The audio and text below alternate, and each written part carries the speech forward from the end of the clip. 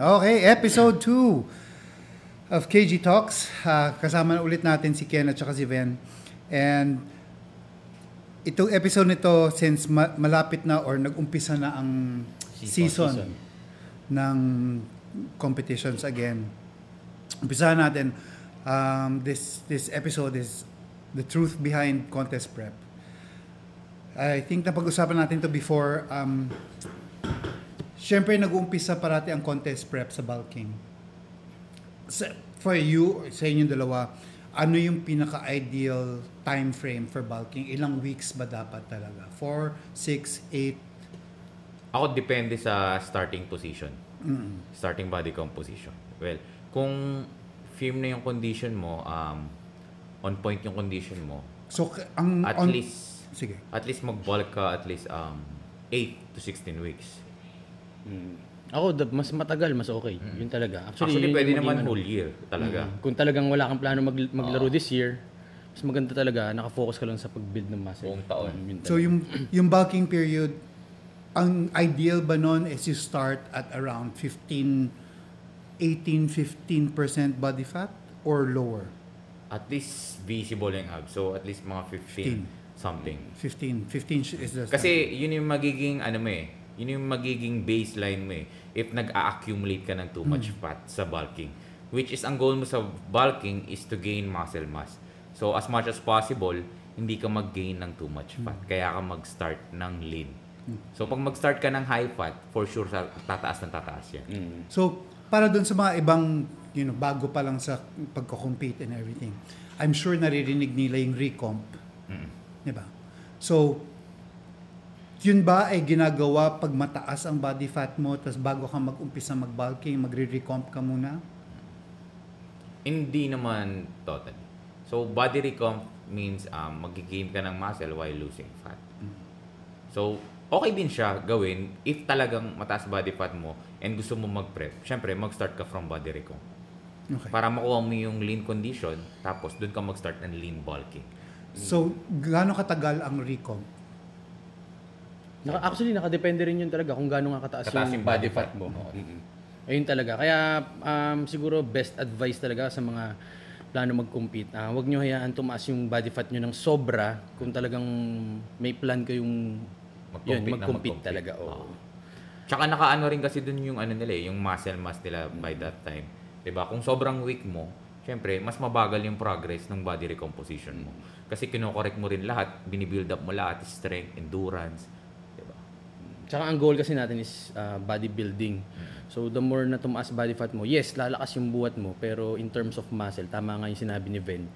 Kapag nag-bulking ka ng mataas ang body fat mo, mas magpo-promote siya ng mag-gain ka ng more fat. Mas mag-store ka. Totoo yun. So yun talaga. So yun yung magiging baseline mo para may assurance ka na hindi ka nag-gain ng fat if tumataas yung body fat mo. So, ibig sabihin, kailangan mo mag-adjust sa meals mo. Kailangan mo mas babaan or taasan yung workload mo para hindi ka mag-accumulate ng fat and para tumugma yung macronutrients mo doon sa goal mo. So, ngayon, so recomp, bulking, pagsabayin mo yon, give or take 14 to 18 weeks, recomp kasama na yung bulking? Hindi kaya. Or 24? Kung kasama body recomp, for me, at least 8, 12. At least 12 weeks sa body recomp. Para sa akin kasi best prep, kunyari lang mag-show, 1 year talaga. Para sa akin, 1 year. Kung yung mga mag-start 1 year talaga. Yung mga unang beses magko-compete. Build up muna kayo ng foundation. Before kayo mag-jump in sa sa next level. Pero para doon sa mga ibang, let's say, okay, nag-compete sila ng 2 taon, nagpahinga during the pandemic. Ikaw, si Ken na pala yan. Diba? Siya nasasagot. Ikaw, nagpahinga ka, last laro mo 2019, lalaro ka this year 2024. Ano yung ginawa mo? Hindi ka naman kasi ang sayo kasi hindi ka na nagre-recomp eh. Hindi na. Kasi hindi ako masyado payatin si Ken eh. Diba? Hindi ka masyado nagpo-put on ng body fat. Gaano kahaba na tong bulking Actually, matagal kasi ang daming beses ko nag-attempt na mag-bulk. Pero yung talagang sobrang serious na nabalik ko yung... Hindi naman nabalik, pero medyo nakabalik ako na medyo... Ang goal mo, yun na eh. Oo. To maintain na yung muscle mass. Sa pag-contest prep naman, I think marami ring mga ibang approach dyan. Iba-iba kasi tayo ng approach. Yung iba, ang ginagawa nila, parang bulking, tapos mini-cut, bulking, mini-cut. So, yun, medyo risky yun, lalo na kung hindi ka marunong mag-mini-cut ng tama. So, for me, gagawin mo lang yung mini-cut kung marami kang, kunyari, model ka, or may mga pinaghahandaan May ka, show, in-bet nung sa middle ng prep. Bigla kang Oo. kailangan... Pero kung wala, mas maganda talaga yung approach din ni Ben na slowly bulking ka lang, tapos alam mo na kung saan ka lalaro para talagang ganda ng structure nung prep. Parang ikaw ngayon, Ben, yung bulking mo this time is completely different from Last year. lahat. Hindi. Lahat. Lahat, di ba? Actually, lahat. So, iba na yung approach ngayon Sobra. with cuts. Iba na yung approach ng bulking mo ngayon. Ano yung main difference from before to now? Ito yung bulking namin, at least sobrang bagal nung pag-add namin ng food. Like, after the show, yung food ko, gutom ako. Tapos, hindi niya biglang taas para masatisfy agad yung katawan ko na hindi ako mag-crave ng too much.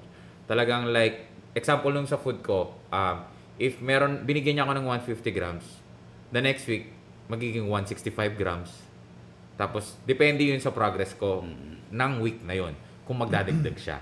So, kapag ka nag-move yung weight ko, dun siya kapag ka nag-stop yung weight ko or nag-fluctuate na, dun siya magdadagdag. If perfect ko lahat from hydration, sleep, tapos nag-gain ba ako ng strength. So, kailangan pasok lahat yung factor na yun para maka-adjust siya sa meals. So, dun sa bulking ko ngayon, nakakatuwa kasi nga, nakikita ko rin mismo sa sarili ko na ibang-iba yung progress ko. And ibang-iba yung galaw ng food ko. Max. So, baka iba yung physique ko this year. Something na I think something na nilook forward natin lahat is to see, syempre iba na yung approach after 6 years working with Jeremy. Another coach comes in. Syempre, mag-iiba naman talaga yung itsura. So it's something to be excited about. I'm going to go back yung sa sinabi mo nga na parang mahirap din masyadong maraming kinakain for bulking. Diba? Because yun nga, to put too much fat or putting in too much fat is mahirapan ka sa next stage ng prep, which is cutting. Again, yung pinag-usapan natin kanina, yung bulking, ano ba yung magandang umpisa ng body fat? Nasa 15% or even slightly lower, 12 to 15. 12 to 15. Diba? 12 to 15 visible yung abs. Hindi naman kailangan ukit na ukit, pero dapat nandun pa rin yung mga linya. After ng bulking mo, let's say 14 weeks of bulking, dapat ba na-maintain mo yung body fat na 12 to 15 or pwedeng umangat konti? Pwede siyang umangat ng konti. Basta ang titingnan mo lagi is kung yung skin mo is tight pa rin tignan. Kumbaga hindi siya loose tapos visible pa rin. At least kahit shadow yung abs pwede. Pero pag ganun na shadow na lang yung abs sa bulking phase mo, ibig sabihin, mas kailangan mo ng longer time to cut. Like, kung nagka-cutting kami ng 8 weeks, siguro kailangan mo mag-cutting ng 10 to 12 weeks. Yan. Pero gradual. Para ma-maintain mo yung muscle mass. Why is it so important na dahan-dahan ang pagka-cut rather than drastic? Kasi nasabi mo yan kanina, na mahirap din na biglaan yung cutting. To preserve the muscle na na-gain natin. Yun talaga yung number one. Yun naman na yung goal natin pag nag-cutting tayo. Yung preservation na lang ng muscle mass na ginain mo during bulking. Kasi yun yung isa-showcase mo sa stage. So kapag ka naubos yan ng cutting, sayang lahat ng bulking phase mo. Kumbaga yung cutting parang polishing yan Oo. Kung ano yung nandun na di ba? Yun yung naging common mistake nating lahat. Lalo na nung nag-i-start tayo. Nakafocus lang tayo sa cutting na parang iniisip natin, uy, dito tayo, di ba? Tsaka, yung iba kasi nakafocus na basta lumabas yung abs na hindi na nila nakakalimutan na lang tignan yung ibang factor na kailangan nilang ma-maintain yung muscle mass, kailangan ma-maintain yung fullness. Tapos mostly lang nakikita ko nagkakamali sa cutting is kaya sila nauubos kasi yung deficit nila is nagiging deficit pa. Lalo. Di ba? Like, naka-deficit ka sa pagkain, tapos nade-deficit ka pa through workload. So, double. So, ibig sabihin, mas malaki yung calorie na kailangan ng katawan. Ibig sabihin, kukuha ka na dun sa protein para magawa lang yung workload na kailangan mong gawin. Which is, yun yung karamihan na nagkakamali yung mga athlete. Sa tingin nyo ba, isa sa pinakamalaking mistake na gawin ng isang athlete during the cutting period is to go zero carbs? Pinakamali. Oo. Isa sa mga maling steps na Actually, pwedeng kaya gawin. mostly na nagsi-zero carbs na athlete kasi nga, Naghahabol? mali yung bulking phase. Naghahabol na. Naghahabol na. So, if 8 weeks out, hindi pa dikit yung balat mo, ibig sabihin, mali yung bulking phase mo. Or, tingin ko, dapat mag-pick ka ng ibang show na medyo malayo, tsaka mo idiretso yung cutting phase mo para hindi ka maghabol. I think kaya rin naman kasi nagsi-zero carbs yung iba. Yun nga kasi dahil sobrang taas ng body fat nila, mali yung pag-gauge nila dun sa time na mahahabol nila yung target na date. So ang nangyayari, bawal sila magbaba sa protein, syempre, di ba? Kasi isa yan sa important Main na source nagkakatin. yun, eh. Oo. So ang nangyari, sinizero na lang nila yung carbs. So yun talaga. Para sa akin, zero carbs, pwede naman siya gawin. Pero siguro yung sa mga huling stage na kung talagang wala ka na mababa. As in talagang may hinahabol ka na weight. Kasi ginawa rin yan ni Sibam eh. Para sa mga classic physique. Show Oo na. eh. Near show na. Kumbaga may hinahabol ka na weight Actually, na. kailangan na rin natin yan sa men's physique. Kasi meron ng ano. May weight cup na. Pero pag napaghandaan ng maaga, most likely, feeling ko ma-avoid natin yung zero carbs. Mahirap kaya mag-training ng zero carbs, di ba? Oo. Wala kang energy source. Tapos low body fat ka. Pero yung sinabi ko na yun, yun yung nakikita kong reason. Pero yung nakikita kong reason ginagawa ng mga madalas na Filipino kung ba't sila nag-zero carbs. Kasi nga, takot sila sa carbs. Akala kasi nila yung carbs, yun yung nagpapataba sa kanila. Yun yung Oo, yung parang, alam ko Diba? parang, yung iba ganun eh. Parang iniisip nila yung carbs kasi para mas... Kaya ayaw yung balat. Oo. Tapos, hindi nila naiisip na yung balat kumakapal kasi yung muscle naglo-loose tsaka nagpa-flat. Oo. Hindi po carbs ang kalaban. Hindi talaga. hindi Hindi. Hindi. Never naman naging carbs. Sa bodybuilding, ano yan? Magkakampiyan. Carbs and protein.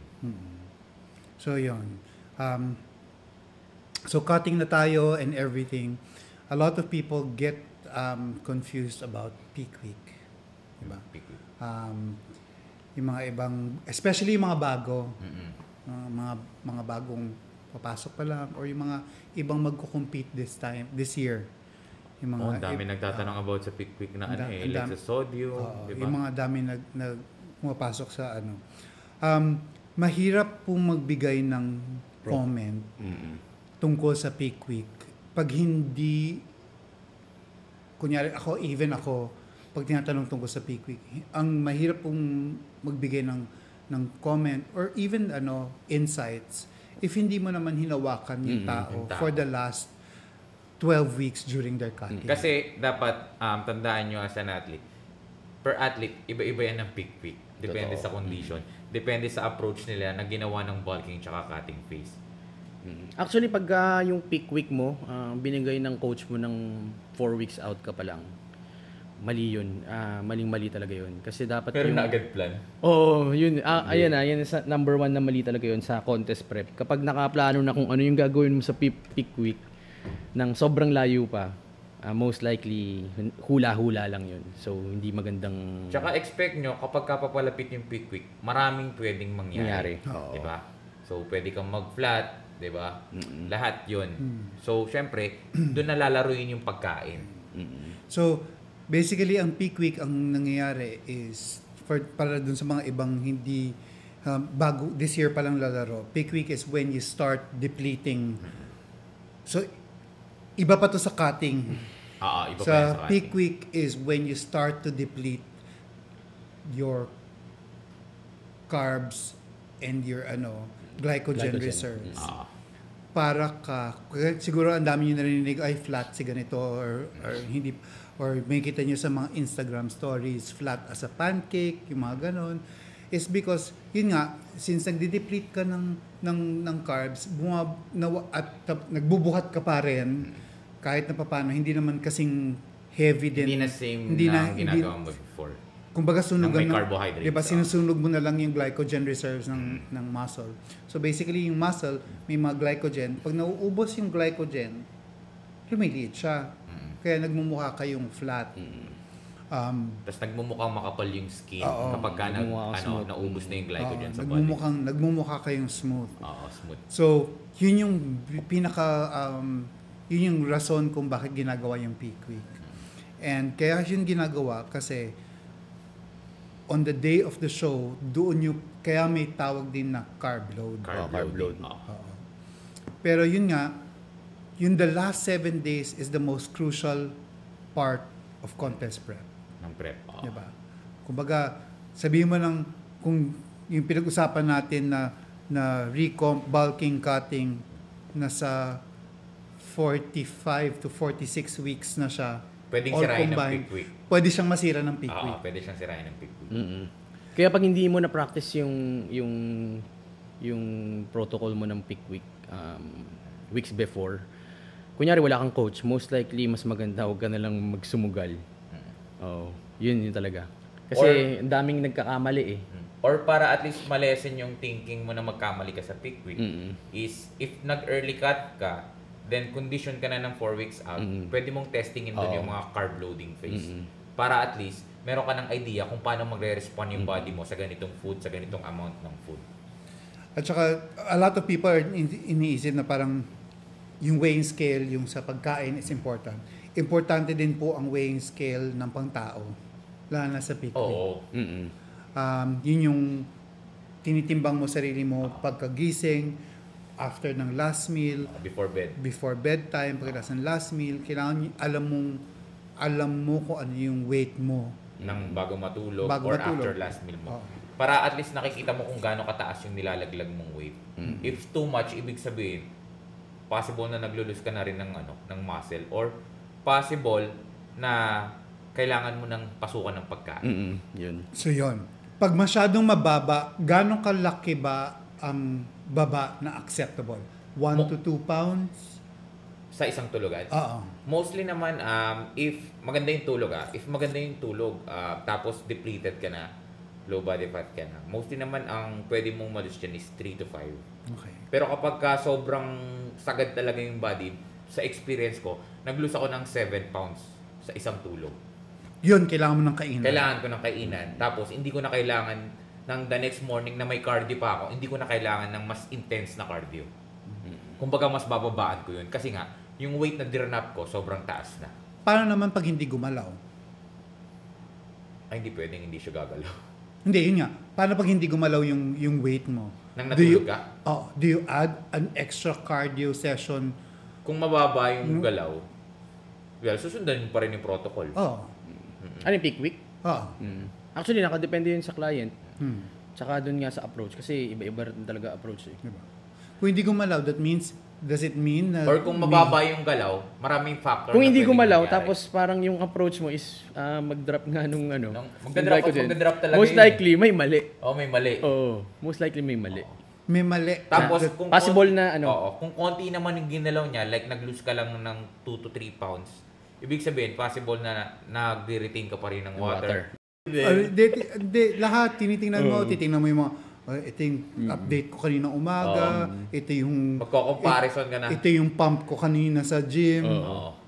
Hanggang kung ano-ano na tinitingnan mo sa... Pero gawin yung i-save nyo yung mga ganong bagay kasi sobrang laking bagay nung mga picture. Like, sa 8 weeks out, 4 weeks out, check nyo kasi doon yung makikita yung fullness ng muscle nyo. Kasi iba na yung tingin nyo ng peak week doon sa muscle nyo for sure. So, at least meron kayong basehan kung ano yung itsura nyo ng full at flat. Kasi ganun yung ginawa namin before na, nag-picture ako ngayon ng nag-loading phase ako. Tapos, nag-picture ulit ako ng nag-loading phase ako. Tapos, pag hindi tugma yun, or parang flat ako dito, ibig sabihin, mas kailangan kong taasan. Diba? Pero tandaan nyo na habang papalapit yung peak week, nag-iiba rin yung respond ng katawan natin sa food. Kumbaga, pwede siyang tumaas, diba? So, pwede siyang bumaba, pwede siyang mag-slow down, or pwede rin siyang mas mapabilis. So, expect nyo na talagang zigzag papuntang peak week. Okay. Ito, I'm sure tinatanong yan. Nagtatanggal ba tayo ng sodium during peak week? Hindi. So, ito rin yung kailangan yung tandaan sa bodybuilding competition. Hindi nyo kailangan tanggalin ng sodium, hindi nyo rin kailangan totally mag-deplete ng water, hindi nyo rin kailangan mag-zero carbs. Basta on point ka, pwede mong i-maintain lahat yan, tapos pwede mong bawasan lang. Reduce lang. Okay, reduce lang. Hindi mo siya totally ikakat. Okay? So, yung approach na yun na dati is old school bodybuilding yun, nire-respeto natin yun kasi nga, yun yung ginagawa nila before. And yun rin naman yung naging basihan ng mga bodybuilder ngayon para mas mag-improve. Diba? Kumbaga, nagagawa pa rin siya na maganda yung kondisyon pero mas may better approach. Safer approach. Safer approach. Safer Tama. approach. Yun, number one, There's approach. a safer approach to it. Especially yung nag-cut ng water masyadong maaga. Dati parang Sobrang one week risky na sa ano yun Ilang eh. days? 3 Diba? days? Ganun? Pag mag-cut ka ng water, sobrang risky na sa organs. Hindi naman namin sinasabing hindi kami nagka-cut ng water. Nagka-cut naman ng water pero at the most would be like 12 hours before the show. At the most 12 hours Kumbaga before the magiging real talk na lang kami, hindi na unhealthy yung bodybuilding. Dapat hindi mo na siya gawing mas risky pa. Oo, totoo. Diba? Uy, ganda Kasi nun. yun nga, bodybuilding is not the healthiest sport. Hindi talaga. I mean, agreeable naman tayo lahat doon. Low body fat itself pa lang hindi na healthy. Oo. Kaya nga hindi ka masyadong functional pag low body fat ka rin. Diba? Kumbaga ganun ka na, sluggish ka na, lutang ka na lagi. Tsaka ano ka na nun, irritable ka Irritable. Kumbaga ito talagang bodybuilding is passion. Diba? Kagustuhan mo talaga yan. Kung hindi mo actually siya eh, very mind game. Mind game. Ang bodybuilding. Ang bodybuilding. Parang pahabaan talaga ng pasensya sa i-test ka talaga ng bodybuilding eh. Kung matatapos mo yung Yun yung pinaka-last na stage na lalabanan mo, yung mental game. I think yung mental game yung kasi sure lalabas na may doubt. Oo. Parate yun. Lalo na ikaw, nagkasabay pa lang kami ni Ken nung sa Tokyo eh. Hindi naman to masyado na aning eh. Pero ikaw, pinaka na aning si Ven was MC 2023. Last year. Last qualification. Last year sa sobrang first time ko nakita ganun ko siya. Actually, first time ko rin nakita yung sarili. Tapos nung after nung show, doon ko lang na-realize na shit, sobrang down ko pala talaga nung. Yun yung pinaka aning niya nung time na yun. But yun nga, I think a lot of athletes will encounter yung self-doubt. And basically, kailangan mo lang push on, di ba? Kasi nandyan na eh. Okay. Tsaka hindi nakakatulong yung sure na, sa'yo na yan. Mas nakaka-pressure yun, ha? Kaya huwag mo i-comment sa amin yung mga ganun. Oo, masarap pakinggan yun, pero nakaka-pressure sa amin yung mga ganung comment. Sure sa'yo na yan, bro. Huwag mo nang yun. I think napag-usapan namin yun ni Steve eh. Yung sa yung parang panalo na yan. Oo. Diba? Mas dagdag pressure sa athlete yun. At saka mas nakakaba. Kasi nga, mas tumataas yung Expectation ng nila tao. Tapos biglang may magko-comment pa na sasawsawan din. Oo. Di ba? Well, matutuwa ka dun sa nila na yung think nila mananalo ka. Pero sa athlete, yung balik nun parang dagdag pressure. Well, masaya naman kami, pero dagdag pressure nga lang nun. Tapos, yun nga lang, nami-mental game na kami ng near the show. So, yun na yung sa amin na mananalo ba talaga ako? Ganyan. Sa'yo na yan. Ikaw na panalo dyan. Tapos pag makita mo yung condition mo na hindi ka satisfied, mas lalo kang maaaning. So, yun yung downside lang. So, yan. So, after ng peak week, after ng show, may tinatawag tayong rebound, nagre-rebound, di ba? Hindi naman siguro masamang kumain ng isang meal na, di ba? Ng off diet. Di ba? Off diet, celebrate what you want. Parang reward mo sa sarili mo. Reward mo rin sa sarili mo. Bakit sa tingin mo, some people say, parang, uy, mas maganda ka pa nung post-show kaysa nung show day. Well, maraming factor din na kailangan nilang isama. Like, iba yung lighting sa stage, sa lighting ng itsura mo kung nasan ka ngayon na nagpicture. And, iba yung details nung nasa stage kaysa nung nandito ka ngayon na puno ka. Kasi, pwede silang mag-contradict sa isa't isa. Like, dito, sobrang detail mo sa stage kasi nga on point ka. Tapos dito, sobrang full mo naman. Sobrang full mo naman na yung ibang details na tabong na. Wala na. Nag-fade na. So, yun sa akin. Kaya nga, may nire si, I think napag-usapan namin ni Wati yan. Parang, sabi niya, kasi, kaya ka mas maganda, always mas maganda the day after the show is because mababa ang cortisol level. You're relaxed. Relax na rin. Nakakain ka na, nakainom ka na. Gaganda ka talaga. Mas maganda ka tingnan, di ba? Siyempre, of course, yung picture mo rin, malapitan. Hindi naman katulad ng mga show pictures na medyo malayo. Pero makikita kasi nila yung comparison na yung sinabi nilang maganda pag dinikit nila yun sa stage na depleted ka. So, yun. Pero, so, hindi mo sila pwedeng ipagkumpara. Talaga. Pero kasi siguro possible din na yung iba talaga magiging maganda after show kung mali yung peak week nila. Or mali yung loading. Yun, Yung pala doon sila nag-pick. Doon sila nag-pick. Yun, possible talaga yun. Maraming ganun talaga. Kasi kumbaga kulang pa yung carb load nila. Kumbaga na miscalculate. Actually yun, marami naman nangyayari. Kahit sa akin nangyayari yung ganun. Nakulang yung carb load. Kulang yung carb load. Kumbaga may preno. Kasi very important din na hindi mo sobrahan yung carb load. Kasi magsispill ka rin. Tsaka pag nag-spill ka, hindi mo na siya makahabol. Unlike ng flat ka, pwede mo siyang abulin gradually. So, pag ayun. spill na. So, para dun sa mga ibang hindi alam ko ano ibig sabihin ng spill. Spill is when medyo hindi mo makikita dito Sa core mostly. Hindi mo makikita sa shoulders, hindi mo makikita sa chest. Makikita mo 'yon sa core. Makikita mo 'yon sa lower back. Makikita mo maugat pa yan lahat. Maugat lahat. Pero yung sa core, nagpa-fade, nagpa-flat. Tignan. Okay. Kumbaga, actually, sobrang ganda tingnan sa shoulder nun Shoulder, chest, sobrang ganda, di ba? Bilog na bilog kasi. Pero yung core mo tsaka lower back, dun medyo Yun yung medyo makikita. Medyo faded na. Diba? So, wala na serratus, wala nang So, okay. So, rebound. Ano yung reverse diet?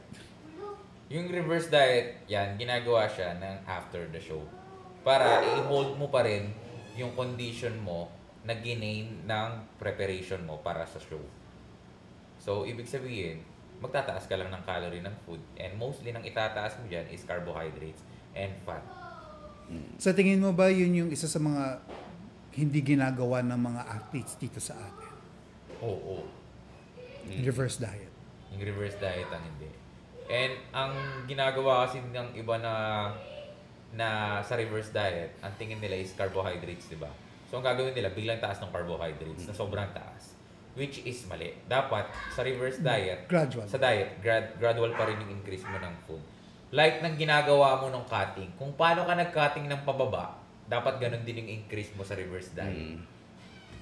Para at least mag-gain mo ulit paunti-unti yung strength, lahat, yung fullness ng muscle, and hindi stress yung body mo dun sa amount na pumapasok. Kasi kung, let's say, you were running at 22, siguro na 2,200 calories during your cutting. Tapos bigla mong papasukan ng 5,000, 6,000. Masya-shock yung system mo yun. Diba? Lahat, pati organs Kawawa mo. yung katawan mo. Yung pinaprocess ng body mo, ganitong amount lang, tapos malinis pa Tapos yung ipapasok mo, 5,000, hindi pa dun sa diet. So, masya-shock talaga yung body mo.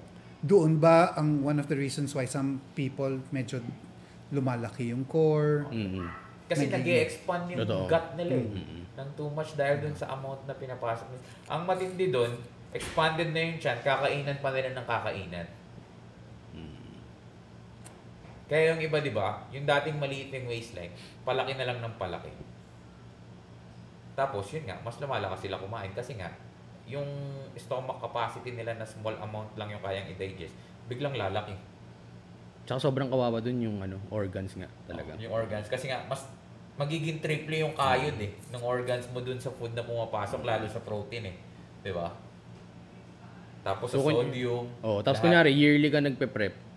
So, masasayang yung mga ilang months mo after nung show dahil lang para lang mag-recover nung damage nun na Tsaka, yung ginawa mo nung after show. Tsaka ang masaklap doon, wag nyong isipin na kakain kayo agad para at least malaki kayo agad. Ang magiging nyo doon, water weight. Hindi siya muscle. Pupuno lang ulit yung muscle. At ang masaklap lang doon is yun nga, mag-hold kayo ng too much water weight. Which is masama sa katawan. Like yung iba nagmamanas. Diba? So, kaya kung makita nyo, si Nico.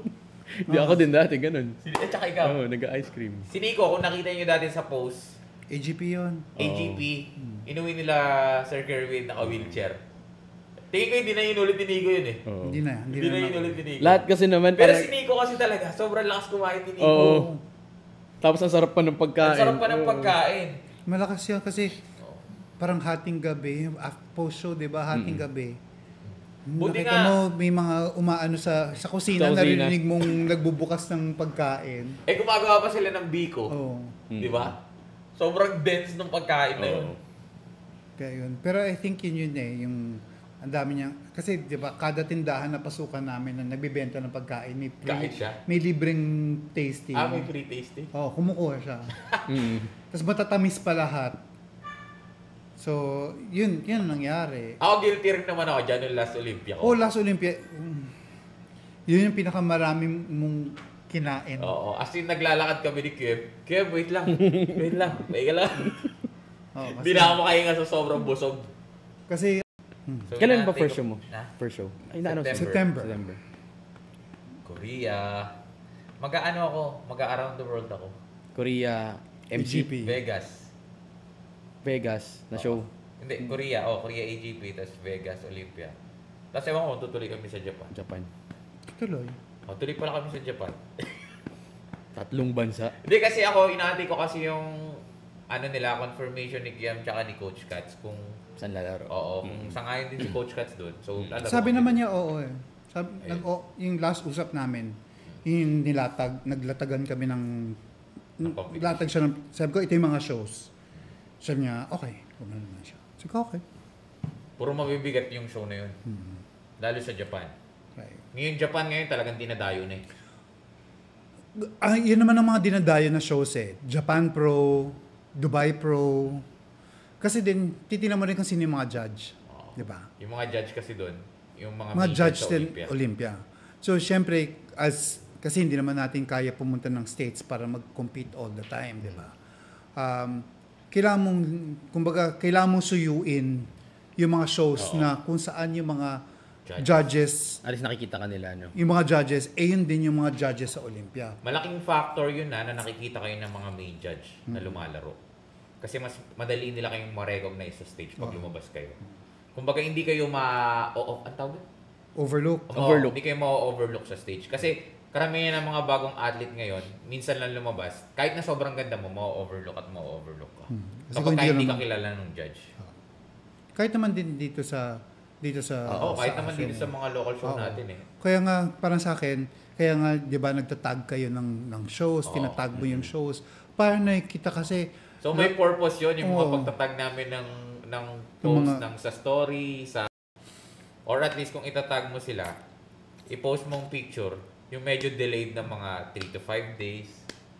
Di ba? Para at least, medyo advanced na yung look mo. Ito, something very sensitive to contest prep. When would you advise, let's say, isang client mo lumapit, and I know you have one client who competed as Nati before, and now has shifted to enhanced. And I've seen his progress, and Size na. Sumize na. Kasi talagang, okay, sumize na to. When do you advise? Kunyari may client ka, Ken, din, na kailan nyo i-advise as a coach na lumapit sa yung client mo, Coach, sa tingin ko gusto ko na mag-enhance. When does a client or when does an athlete, parang ano yung turning point? Of course, aside from him deciding na, gusto ko nang mag-enhance. Ano yung mga things na kailangan mong kung ba may checklist yun eh. Ako, first na iaano ko is, i-consider ko muna kung ano yung goal niya sa kaya gusto niya mag-enhance. Diba? Siyempre, sasabihin ko rin sa kanya yung mga risk factor kapag nag-enhance ka. Possible na hindi ka na pwedeng maging ganito. Tapos ganito na lang yung pwede natin gawin. So, kung goal, like nung sa isa kong client, nakailang compete kami ng natural siya, ang competition. Nananalo din naman siya eh. Diba? Nananalo siya as NATI, pero ang sinasali niya is Enhanced Federation. Kaya, sabi ko sa kanya, mas okay talaga na mag-enhance ka na bro. Kasi nga, ang sinasalihan mo is hindi naman natural competition. So, doon ko ina-advise na kailangan talaga. Pero kung ang goal mo lang naman is, magpa-model-model lang, tapos lean physique lang na tapos mag-enhance ka, hindi ko ina-advise. Ikaw sa'yo, Ken. Siguro, most likely kung competitor, ayun nga, tama naman yung sinabi ni Ven, kung ang sasalihan mong federation, is Enhanced Federation. So, syempre, mas gusto mong sumabay or mas manalo kasi totoo naman may edge talaga or lugi ka pagka natural ka tapos sasali ka. Pero doable siya. Pero yun yung isang go signal. Ngayon naman, sa mga hindi naman nagko-compete, siguro ang number one ko is blood work. Kung mababa yung test nila. Kasi may mga tao na kahit hindi pa masyadong matanda, mababa na yung test. Actually, uso na ngayon yun. Yun, ayun talaga, ipupush pa kita. Kailangan. Mag-a-advise talaga ako sa'yo. Na, kaya medyo hirap kang i-achieve yung goals mo sa fitness kasi medyo mababa nga rin yung test levels mo.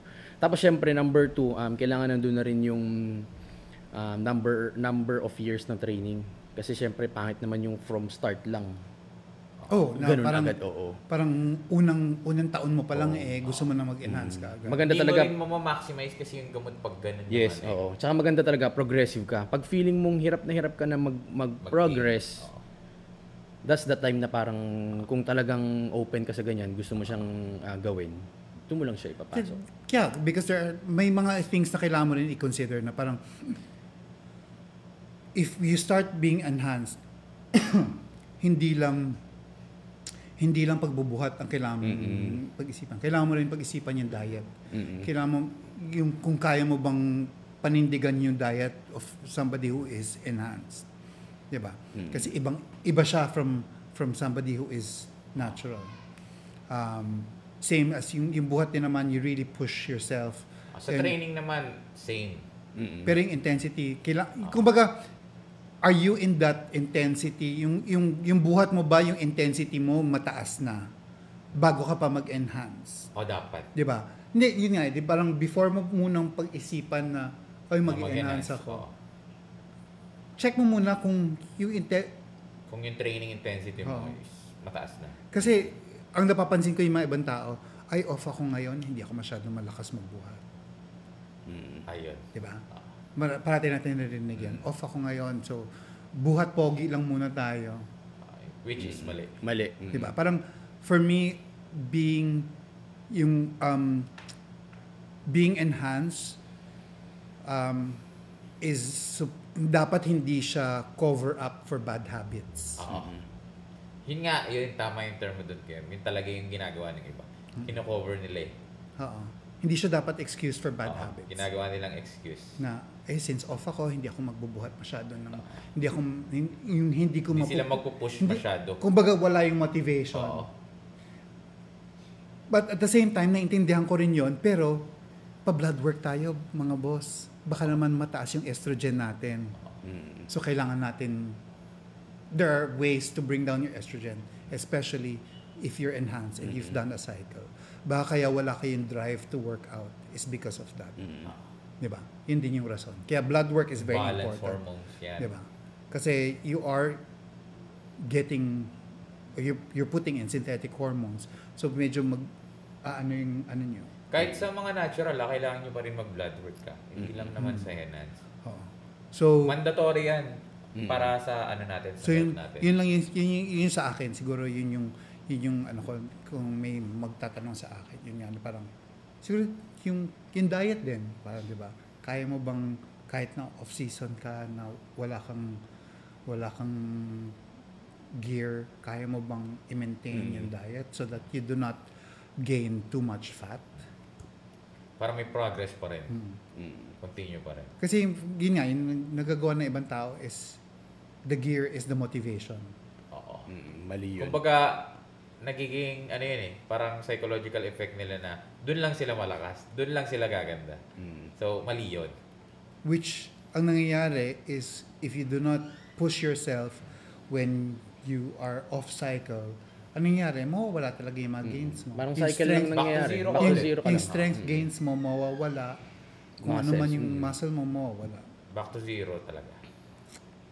So, kailangan minemaintain pa rin. Tapos, yun nga, if an athlete ka and talagang gusto mo magtuloy-tuloy sa bodybuilding, dapat hindi ka pababa. Pataas yung goal mo lang. Progressive. So, any last words or advice para dun sa mga ibang taong who are doing their prep for the very first time this year, and kahit na dun sa mga ibang nakapag-prep na before and are prepping for this season, kasi tuloy-tuloy ang mga laro. Starting, I think, this month meron na, tapos tuloy-tuloy na yan all the way until KG Classic, which is August 2 and 3. Anong mabibigay niyong advice? Ayun, siguro, hindi, mabibigay na advice, planuhin nyo yung show na mabuti, tapos syempre, make sure na kaya nyo talaga mag-commit dun sa prep. Kasi syempre, pangit din naman yung lalabas kayo ng show na meron kayong pagsisisihan dahil hindi kayo nakapag-commit. So, ayun, well, in short, yun, kailangan nyo planuhin. Tapos, in terms naman sa food, yun, lahat mahirap. Walang nagpe-prep na hindi nahihirapan, so hindi kayo nag-iisa. Kaya ayun, isa na rin reason siguro yun na mas i-push nyo yung sarili nyo kasi hindi lang naman kayo nahihirapan, di ba? And kung talagang yan, out of comfort zone. Oo. Tapos in terms of mga gamot, make sure start kayo or ang gagawin yung protocol is yung lowest effective dose. Huwag tayo masyado mag-base, tama yung sinabi ni Big Boss sa gamot na ito yung As much as possible, i-maximize niyo yung dosage na ilalagay niyo sa katawan niyo. So, wag lang dahil isipin niyo na kaya ka mahina, it's because low dose ka. Hindi, parang yun nga, it should enhance kung ano man ang ginagawa mong effort. So, kung ang effort mo ay 50%, ayun lang ang lalabas. Totoo. Diba? So, yung dosage, i-maximize niyo muna. Huwag kayong masyadong mag-defend dun sa gamot. Yan. Tapos, may nadagdag ka pa ba dun sa sinabi mo? Wala na. Hindi. Actually, Na-record lahat ng naman na. sinabi ni Na-record Kenny is naman na. tama na tinanong niya sa akin before. Joke lang. Yun nga. Tapos siguro ma-add ko na lang dun kay Ken is, yun nga, maging consistent kayo dun sa plan. And at the same time, yung coach na pipiliin nyo, i-make sure nyo na siya na yung pagkakatiwalaan nyo hanggang show day. So, hindi na kayo magtatanong-tanong ng iba ng tips. Okay lang kumuha ng tips, pero as much as possible, sabihin nyo rin sa coach nyo para at least may idea siya. And at the same time, magdikit yung gusto mong mangyari sa gusto mong mangyari ng coach. Na wag mong gagawin yung hindi sinabi sa'yo ng coach. Oo. Kasi may hirapan. Mahirapan mag-adjust kayo yung parehas. coach. Kayo parehas. Kasi hindi niya alam kung, di ba? Kung eto ba yung respond ng body mo sa plan or dahil may iniba ka. Di ba? So, yun nga. Stay consistent. Pumili ng coach na pagkakatiwalaan mo hanggang show day. And at the same time, last one, ang natutunan ko sa athlete, yun nga, i-enjoy nyo yung buhay. I-enjoy nyo yung preparation. Kumbaga, mayroon akong nabasa para si Sir yata, sakto-sakto yung post si Sir doon na, yung, ano tawag doon, it's the destiny. It's not the destination. It's a journey. It's the journey. So, yung pinaka-destination mo, parang yun yung mabilis lang yan Mabilis lang yan. Yun yung goal, pero yun yung goal, kung hindi pero mo in-enjoy kung paano papunta doon, wala rin. Pero ang pinaka mag-gain ka talaga doon sa journey. Kasi diyan lahat papasok ng knowledge, experience, yung katitibay, 'di ba? So, diyan mo na lahat may experience eh. Kaya dapat yan ang i-enjoy mo. And at the same time, like na sinasabi ko, kapag ka naka-prep kayo, huwag nyo masyadong pagigpitan yung sarili nyo na mag-family day, mag-friends day, di ba? So, kailangan balance. oo, balance pa rin. So more than anything, given na yung sinabi ni Ken at saka ni Ven, one is that you need to be ready with your budget. Just Huwag make sure. sakto huwag sakto. Yeah. Pag may sinabi sa inyong range yung coach, huwag yung isakto dun sa range. Dapat ano pa kayo kung sinabi niya, budget ka ng 100k, dapat mag-budget ka 200k for assurance. Diba? Hindi lang dahil mauubos ka sa prep, kundi may pagkakagastusan ka rin sa ibang bagay. Diba? Tsaka yung risk kasi na habang nagpe-prep ka, tapos poproblemahin mo yung Kung saan ka kukuha ng the next day yung pang-prep, yun yung mahirap. Though kayang gawin yun, pero ayun lang yung kung gusto mo Medyo talaga ng risky smooth, siya, bro. kung gusto mo ng smooth na prep, na prep, prep. oo. Mas maganda mapaghandaan talaga. Medyo risky yung ganun na, actually ginawa na namin dati yun eh. Na yung susweldo namin, yun yung ibang prep namin. Yeah. Which is mahirap. Risky talaga siya. So mahirap. dapat, Tsaka dagdag stress kasi yun. oo, kasi diba? iniisip mo nang iniisip eh. Kung iniisip mo yan. kung may pambili ka ng manok the next day eh. So, kahit na paano, hopefully, hindi naman natin sinasabi na, kailangan, kunyari, yung budget is 200,000. 200,000, meron ka na on day one. Hindi naman. Kahit naman 50 to 60%, nasa iyo no, na. So, at least, di ba, medyo smooth. Basta tandaan mo, huwag kang papaubos. Dapat kung may nilalabas ka, may assurance ka na may pumapasok. Yan. Para hindi ka lang din maubos ng sobra na to the point na manghihiram ka na sa ibang tao, di ba? Gaganito. Medyo nakaka-stress na rin sa sarili yun. Na para at least makahelp sa sarili mo na mas focus ka na lang. Iba yung nakafocus ka lang sa may iba ka pang iniisip. For sure. Iba yung itsura mo. So, on that, maraming salamat for joining us this afternoon. KG Classic, August 2 and 3, registration is still open. We're still on early bird rate, which is 2,500. A crossover is 1,000. Visit our Facebook page or our Instagram page. Nandoon na yung link to register.